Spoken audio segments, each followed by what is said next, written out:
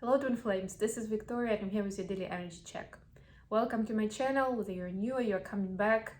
I'm excited to have you here today. Happy Friday. I'm recording this, on a Friday, but remember that these are all timeless messages. So whenever you are drawn to this message by title, by fate, for some reason you clicked on it, there must be a message for you somewhere. Just remember this is a general reading, so take only what resonates and leave what doesn't. All right, so today I will start with a general check for energies, divine feminines, divine masculines as usual, and then I will ask an additional question of where twins are with self-love at the moment. Successes and failures, what's happening, what's the challenge. There will be I'll pull one card with the successes and achievements and one card with what is currently a challenge, what has been worked through. We talked a lot about Chiron and triggers that are going to be coming up now that it's in retrograde and in Aries, by the way. So a lot to do with their personal placement in the world in various aspects of it, right? Also depending on the house where your Aries is, like certain areas of your life. Aspects of your life, views on different things will be more impacted than others, but on the largely it's still about some challenge. You will be challenged, your personal views and how you see yourself, just as it is, your relationship with yourself and your place in the world is going to be challenged in different ways. Of course, the twin flame journey brings extra flavor to it, and if you're in communication with your twin, there's a good chance that new topics will be coming up. For example, you've gone through the maybe personal communication, toxicity stuff, codependency stuff, right? You're in a much better place, yes, I'm winning at that. But maybe new topics will come in, such as monogamy versus polygamic relationships, or what are your views on marriage and children are for you and for your twin flame, right? It's still maybe you will see that it could be directly connected with your twin. It could be, of course, the information could be coming from so many different sources. So I will start with an oracle deck, and today I picked the Gabby Bernstein's deck. And then I have my movie tarot deck. I've got Cleopatra here. Well, she's not Cleopatra, actually. I think she's from... Anyway, this is a devil card. I think it's a different movie. All right, so let's start with the card for Divine Feminines. Let's see what's the theme, what's the buzz for right now, what's going on in Twin Flame, Divine Feminine Collective. Taking care of myself is a radical act of love. I was just talking about that energy in Aries, right? So you may be challenged back into thinking that it's selfish, that you shouldn't really spend so much time on these things, blah, blah, blah. Yeah. And this is a reminder that this is a radical act of love. If you cannot fill your own cup and take care of yourself properly, it will be really hard to do that for someone else, or to be the light for other people in taking care of themselves, right? So you're leading by example. And yes, our society sometimes twists our minds about taking care of yourself and giving to yourself, paying attention to yourself, right? That may be seen as something selfish, but we know here that it's not true. It's quite the opposite, actually. Okay, so for masculines, what do we have? By the way, don't forget to click the like button on the reading, subscribe to my channel, to leave a comment, to share it on your pages, and spread the word. For masculines, we have my high vibe thoughts create health in my body, peace in my mind, and love in my heart. Wow, I love this card. Actually, I've never gotten it for some reason, but it's a lovely card. Love it. High vibe thoughts. In another deck we have the card that's called Thoughts Create Worlds, right? And this is a different spin on it, but yeah, for sure. Because thoughts are from the 4D level, and they're a lot closer to the 3D, right? It's more of a direct connection than from 5D all the way to 3D. So it's more immediate, it's more noticeable. Very important to have high vibe thoughts, and looks like divine masculines are noticing that. They're prompted where they can see how maybe in the same situation things turned out differently based on how they perceived it, what they were thinking, you know, how they analyzed it or explained it to themselves, how they decided to perceive it, right? Thoughts about conscious decision. Okay, so for divine feminines, what's the energy like today? Okay, we have 3 cards: Justice, Ace of Cups, 5 of Swords in reverse. Okay, we'll take that. Then for the masculines, what's the energy like? Oop.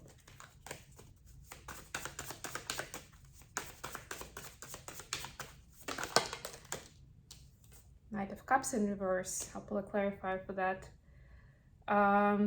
What is happening? What is the success that divine feminine is having with self-love and taking care of herself? 3 of Wands. What is the challenge currently with self-love? Oops. Okay, I'll take this one. 4 of Swords. What about the masculines? What is their achievement in the area of self-love, self-care, self-nurturing?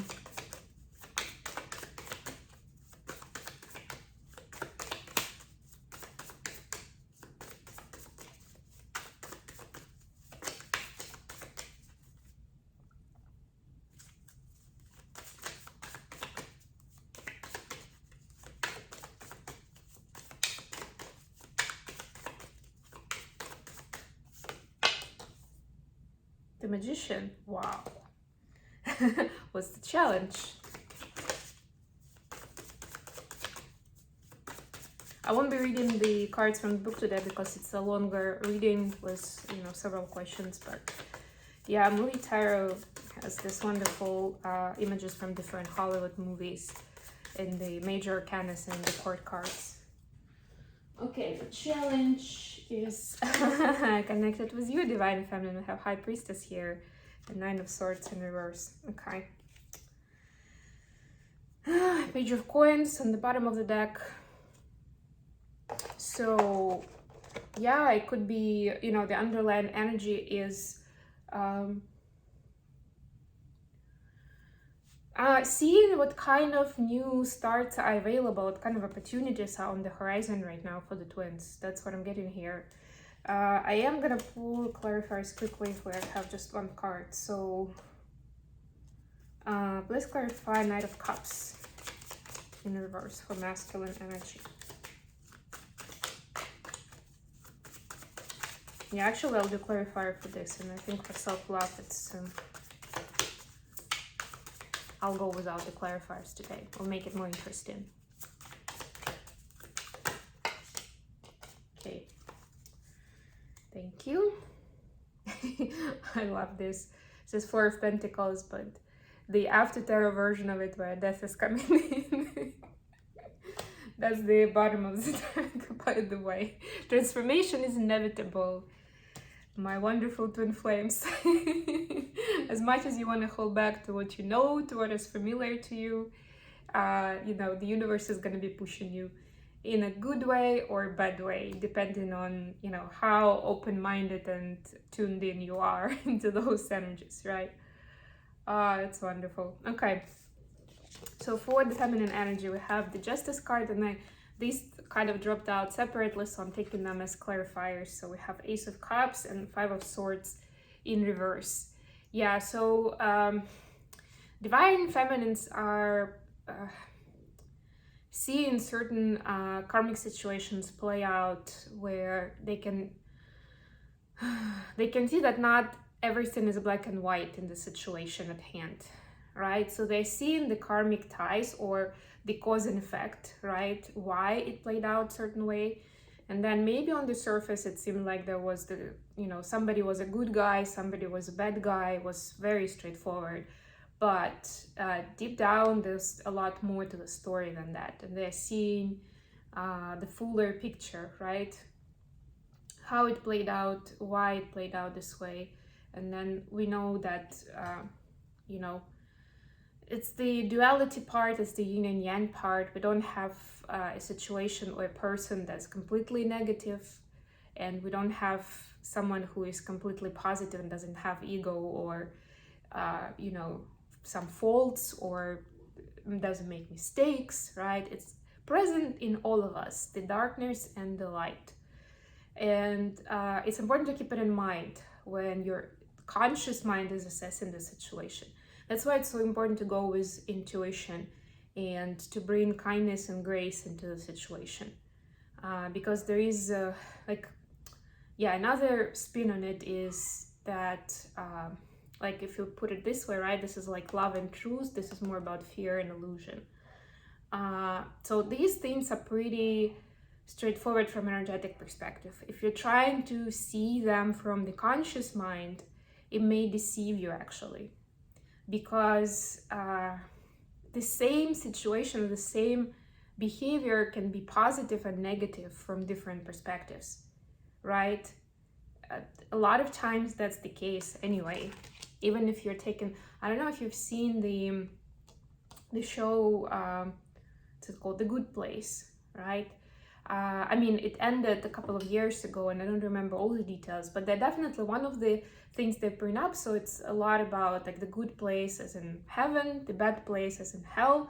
And, these main characters with different personalities, they go through different kinds of experiences and adventures through several seasons actually of the show, trying to get to the good place after death. Right? It's about different incarnations, different timeless, a lot of concepts there. It's actually a pretty good one if you're, still building your worldview that way. You can use some, more of a popular insights into it and not like less about the philosophical perspectives, but a bit more down to earth experience. That's a good one. So one of the concepts that they're mentioning in one of the seasons is that even the best deed can sometimes end up they have this concept, and a lot of religions and philosophies have this concept of when you pass away, then there is this accounting happening that's calculating your points, right? What you did right, what you did wrong, were you in alignment with your destiny or not so much, and then it comes to a certain balance, and based on that something else happens. So it's a similar thing, but then when they're trying to dig into, and as a result they all end up in a bad place. And they try to analyze, to dig deeper, why and how they can make a difference in the next lifetime to get to the good place. And they're going to this team of people who are doing all the accounting, and even with the events that on the surface are very selfless, about helping someone else, they seem like definitely a good deed, definitely something that will tip the scale into the positive side. But then it's recorded as something bad, and they start asking questions. It turns out that, maybe immediately here it's good, but the premise to it is maybe not so positive. And it shows, of course, and that shows specifically how dry it is, the analysis. I think that one of the examples was about treating someone with some oranges. And they're like, yeah, you treated someone with those oranges, but you bought it from a place that actually brought oranges from somewhere from Asia, where, child labor was misused to get those oranges in. And by buying oranges from this company or these people, you are supporting, you're encouraging them to do more of that, child abuse basically, right? Or, misuse of child labor. So yeah, it's very tricky about that, and you will see definitely there's something that's coming in where Divine Feminine can see those aspects where it's not so black and white. For the masculines, the energy is Knight of Cups in reverse, and I'm getting here, it's an interesting one, it's a Zorro.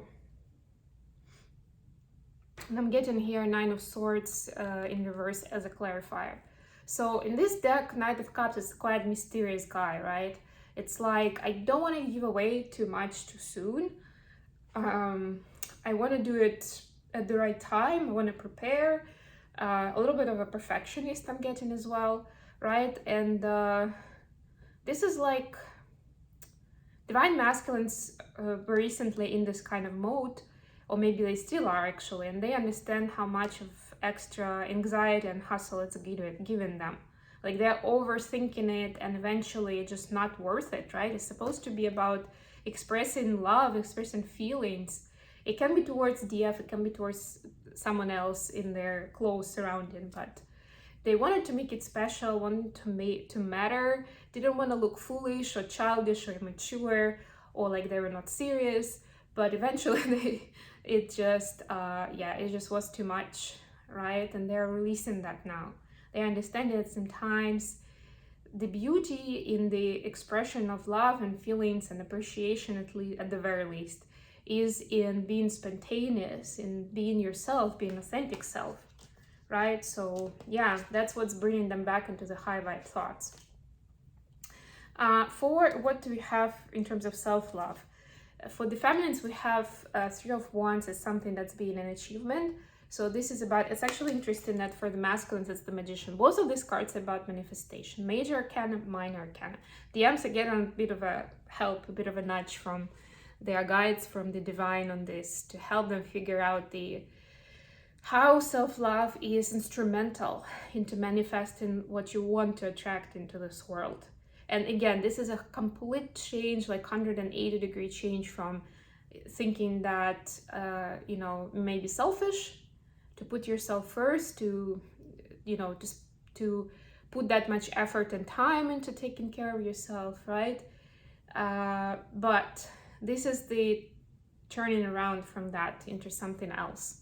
And I like that we have Matt Damon here in I forgot what the movie is called, but he's an astronaut here, right? So this is like seeing it from, an International Space Station, the situation, right? Seeing the much bigger scale of how this energy exchange works. If you fill up your cup, if you have self-love for yourself, how then it helps you bring something beautiful into your life and essentially do more for people around you who you care about. For feminines, it's a similar energy, but the Minor Arcana. Because the feminine already knows the universal laws, the natural laws, right? But this is about seeing how you're making it happen specifically. Again, this is this karmic cause and effect, right? So this is seeing how the amount of self-nurture, self-care, self-love is bringing in certain things into your life that you were wishing for, but for some reason they weren't coming along, right? It's like breaking through the blockages. That's what I'm seeing here. For what may be still a challenge for the twins in terms of self-love, for the feminines, we see Four of Swords. You guessed right what it means, right? For masculines, it's Nine of Swords in reverse and High Priestess. So yeah, again, a little bit of, this synchronicity with the swords here. There are still some themes or moments where it's hard to turn off the mind, right? Because self-love is still more about intuition, it's about energetic field, it's about 5D rather than 4D. For feminines, the challenge is in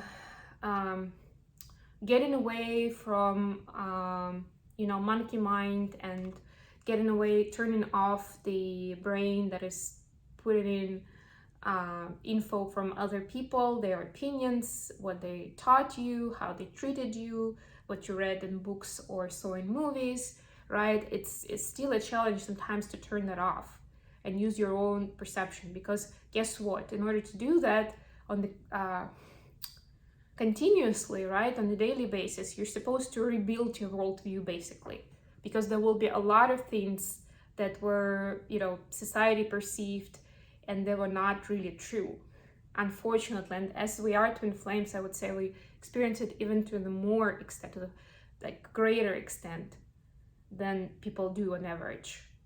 But that's because we are supposed to become experts on what is true, how to manifest things into this reality.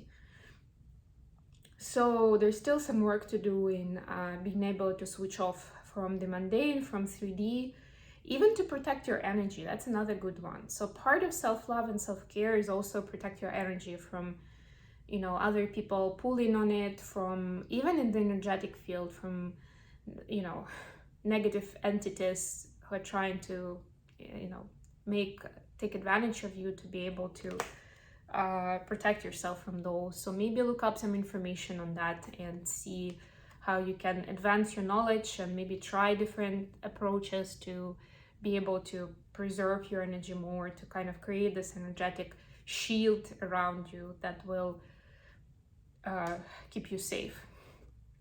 For masculines, yeah, definitely. And by the way, we had 9 of Swords here in reverse, we have 9 of Swords here, and I was telling you that for some it's connected to the divine feminine, some it's not. Yeah, so this is the kind of continuation of the story. It's definitely connected to the divine feminine. So even if that situation wasn't, eventually seeing the bigger picture there helps seeing where the anxiety and some blockages in thinking were preventing from connecting to divine feminine. So it's still, yeah, I mean, it is a challenge, right? So it's almost like divine masculine can see that it's such a high standard of connection that nothing else but the truth and authenticity is going to do here. As soon as they're trying to manufacture the situation, or they are starting to overthink and to make certain things happen in a certain way, or set some specific expectations, the connection starts breaking. And they understand that it's not divine feminine, you know, doing something like, you know, being, I don't know, a diva, or just being picky or whatever, in a bad mood. It's this idea, so they're starting to see that it's this idea that it only works best when they're themselves, when they're balanced, and when they're not overthinking, they're just having things flow. And that's a challenge right now for divine masculines, but at least they have this knowledge, they don't know how to do that on a daily basis continuously.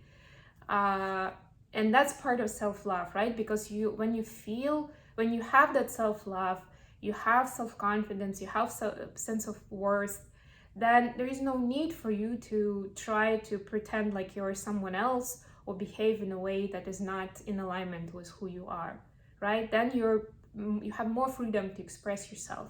And that's when those magical moments happen with divine feminine.